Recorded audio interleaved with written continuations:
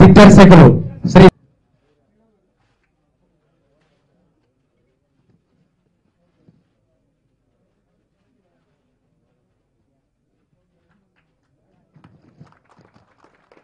కావాలి.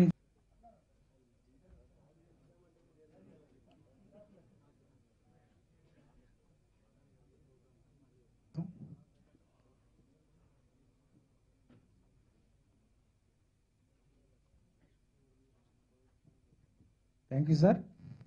Okay sir. Shankar గారికి, రాజగోపాల్ రెడ్డి గారికి, మీ తదితర మిత్రులకు, పెద్దలకు అందరికీ అందజేయవలసింది కోరుతున్నాను.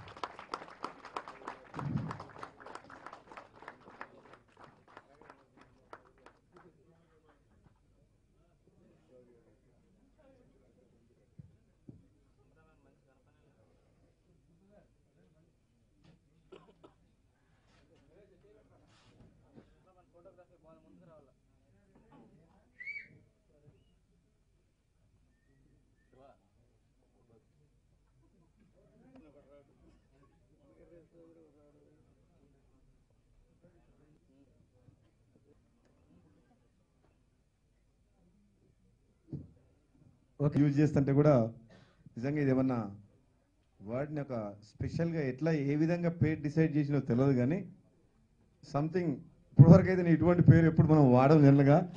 మరి దానికి తగ్గట్టు అక్కడ ఉన్న సిచ్యువేషన్ ప్రకారము ఒక కొత్త కాన్సెప్ట్ లాగా అనిపిస్తుంది చూస్తే. లజ్జ ఆడియో రిలీజ్ ఫంక్షన్కి ఇచ్చేసిన వేదికను అలంకరించిన పెద్దలందరికీ, చాలా వరకు నాకు ఎక్కువ పరిచయం లేదు ఫిల్మ్ ఇండస్ట్రీస్లో, కానీ మొట్టమొదటిసారి మా ప్రియ శిష్యుడు నల్గొండ జిల్లా నుంచి ఒకతను మన ఈ మన హీరో గారి అబ్బాయి, ఇంకో కొలీగ్స్ అందరు నాకు పొలిటికల్గా చాలా క్లోజ్. ఈరోజు మార్నింగ్ వచ్చి రమ్మంటే పక్కనే 10 నిమిషాలు మా ఇల్లు. నేను కూడా ఫిల్మ్ ఇండస్ట్రీ ఫిల్మ్ నగర్లో ఉంటాను, అందరు ఫిల్మ్ ఇండస్ట్రీ వాళ్ళతో చాలా సంబంధం ఉంది. వెంటనే ఒప్పుకొని రావడం జరిగింది. వేదికను అలంకరించిన పెద్దలందరికీ, ముఖ్యంగా తమ్మారెడ్డి భరద్వాజ గారికి, హీరో గారికి, ప్రొడ్యూసర్ గారికి, డైరెక్టర్ గారికి, హీరోయిన్కు, ముఖ్యంగా మిగతా ఇచ్చేసిన ప్రతి ఒక్కరికి ఎవరు ఏమనుకోవద్దు, పేరు పెట్టి నీకు పిలవలేను కాబట్టి ఈ కార్యక్రమంలో పాల్గొంటున్న మీ అందరికీ కూడా నా హృదయపూర్వక నమస్కారాలు తెలియజేస్తూ, ముఖ్యంగా నేను గర్వపడేది ఏంటంటే మా నల్గొండ జిల్లా అబ్బాయి హీరో, దీంట్లో మా జిల్లా వాసి. ఎవరికైనా మనసులో బయట చెప్పుకోకపోయినా అంతో ఎంతో మనసులో మాత్రం పుట్టిన స్థలం మీద, జిల్లా మీదనో, గ్రామం మీదనో ప్రేమ అనేది ఉంటుంది కదా, కన్న జన్మభూమి మీద. అట్లా నల్గొండ జిల్లా అబ్బాయి హీరో అని చెప్పి వాళ్ళ తండ్రి పరిచయం చేసుకొని కూడా చాలా సంతోషపడ్డాను. ఎప్పుడు ఇటువంటి ఫంక్షన్లు రాకపోయినా ఫిలిం ఇండస్ట్రీస్లో అందరితో నాకు ఎన్నో సంబంధాలు ఉన్నాయి. రామానాయుడు గారు మా నైబరు, రమేష్ ప్రసాద్ గారు మా పక్కిల్లు, మా ఇల్లు అనుకునే ఉంటుంది ఈ ల్యాబ్, రోజు మాట్లాడుకుంటాం, చాలా క్లోజ్. జగపతి బాబు వాళ్ళ ఫాదర్ రాజేంద్ర ప్రసాద్ గారు, వీళ్ళంతా రాఘవేంద్రరావు, వాళ్ళంతా నైబర్స్. నాకు చాలా ఫిల్మ్ ఇండస్ట్రీ తోటి బయట ప్రపంచానికి తెలియదు, కానీ ఇంక్లూడింగ్ చిరంజీవి వాళ్ళంతా మా ఫ్యామిలీ ఫ్రెండ్స్ లాగా అన్నట్టు. నేను బయటకు కానీ అందరితో బాగుంటాను, ఫిల్మ్ నగర్లో ఉంటున్నా కాబట్టి ఫ్రెండ్షిప్ అందరితో బాగుంది. ఈ సినిమా ఇండస్ట్రీ వాళ్ళతో చాలా వరకు నాకు ఉన్నాయి, కానీ ఎప్పుడు ఈ రంగంలోకి రాలే, ఆసక్తి చూడలేదు. లేకపోతే ఇంట్రెస్ట్ ఉంటే ఈ పాటికి నేను కూడా సినిమా తీసుకునేవాడినేమో, ఈ పాటికి ఎప్పుడో తీసుండేవాడిని. ఒక్కసారి అనుకున్నా, మొట్టమొదటగా 2000లో ఒకటే ఒక జీవితంలో కోరిక ఉండంటే సక్సెస్ఫుల్ పర్సన్గా, ఎంటర్ప్రినర్గా, బిజినెస్ మ్యాన్ కావాలనుకున్నా. అయినా ఒక కోరిక, ఒకసారి ఎంపీ కావాలనుకున్నా. 2009లో ఎంపీగా గెలిచినా. ఇక నాకు ఒకటే కోరిక మిగిలిపోయింది, సినిమా తీయాలనుకున్నా, తీయలేదు ఇంకా.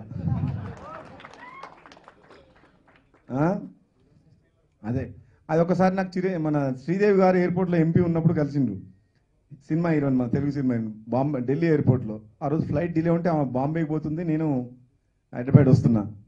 అయితే ఆమెతో పరిచయం చేసుకొని మాట్లాడుతుంటే ఈ మాట అన్న, అమ్మ మీరు రావద్దు దీంట్లో, మీరు సక్సెస్ఫుల్గా ఉన్నారు, సక్సెస్ఫుల్గానే ఉండండి, చాలా డేంజర్ ఫీల్డ్ అన్నది. ఎందుకు అన్న అంటే అంత ఈజీ కాదు మీరు అనుకున్నట్టు, ఫిల్మ్ ఇండస్ట్రీలో కొద్దిగా అది ఉండాలి. అంటే నాకు ఒక ప్యాషన్, ఒక సినిమా తీయాలని ఉంది. ఏదో ఒకటే సినిమా అంటే ఒక్క సినిమా తీసినాక మళ్ళీ బయటికి పోలేరు, దీంట్లో ఉండిపోతారు అన్నది. సరే ఒకసారి ఒక కోరిక ఉన్నది కాబట్టి మనసులో ఉన్న కోరికను ఎందుకు మీ ఫిల్మ్ ఇండస్ట్రీకి సంబంధించిన ప్రోగ్రాంలో కాబట్టి ఆ కోరికని తెలపాలి కాబట్టి ఈ సందర్భం వచ్చింది కాబట్టి మీ అందరికి తెలియజేస్తున్నా. ఎప్పుడో ఒక రోజు డెఫినెట్గా ఒక పిక్చర్ అంటూ వస్తుంది గ్యారంటీగా. అది ఉండదు మామూలుగా, వస్తే మామూలుగా రాదు. నేను అనుకున్నది 9 లాంగ్వేజ్లో తీయాలి లక్కీ నెంబర్ అని. ఒకటేసారి 9 లాంగ్వేజ్లో పెద్ద ఎత్తున తీయాలని అనుకున్నాను. సరే భగవంతుడు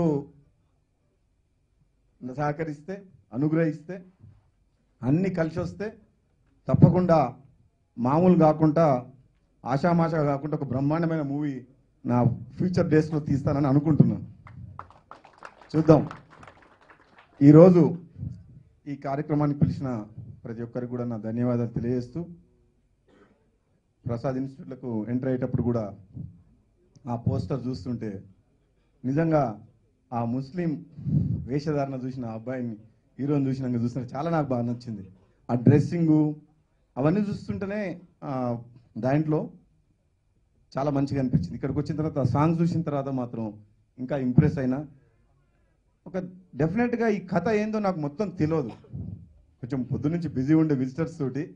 కానీ ఇక్కడికి వచ్చిన తర్వాత ఆ పాటలు, ఆ కాన్సెప్ట్ ఆఫ్ లైక్ దాంట్లో ఫొటోస్లో చూస్తుంటే ఇది ఒక సంథింగ్ డిఫరెంట్ కైండ్ ఆఫ్ ఒక మూవీ లాగా అనిపిస్తుంది. కాబట్టి ఈ సినిమా విజయవంతం కావాలని ప్రొడ్యూసర్ గారికి, డైరెక్టర్ గారికి, హీరో హీరోయిన్ గారికి, మిగతా ఈ సినిమాలో సాంకేతిక సిబ్బంది మరియు ఎగ్జిక్యూటివ్ ప్రొడ్యూసర్సు, సినిమాలో నటిస్తున్న నటీనటులందరికీ, ఈ సినిమాలో ఇన్వాల్వ్ అయిన ప్రతి ఒక్కరికి కూడా నా బెస్ట్ విషెస్ చెప్తూ, నమ్మకాలతోటి ఈ సినిమాకి పెట్టుబడి పెట్టగలిగాము. మాతోటి మాకు సహకరించిన చాలా మంది పెట్టుబడిదారులు ఉన్నారు, వాళ్ళందరికీ కూడా నా నమస్కారాలు. ఇక్కడికి వేదికపైకి వచ్చిన పెద్దలందరికీ నా నమస్కారం. నరసింహారెడ్డి ఇంకా సినిమాలు మంచిగా తీయాలని కోరుకుంటున్నాను. అంతకు ముందు తీసిన సినిమాలో నంది అవార్డు వచ్చింది కాబట్టి ఆ సినిమా ఎంత బాగా చేశాడో అంతకన్నా అద్భుతంగా తీస్తున్నాను మామ, ఈ స్టోరీ చెప్తే ఖచ్చితంగా తీయాలి నువ్వు అల్లుడు అని చెప్పేసి ప్రోత్సహించి సినిమా తీయించాను. అందరికీ నమస్కారం. వారి వాల్యుబుల్ టైంని ఇక్కడ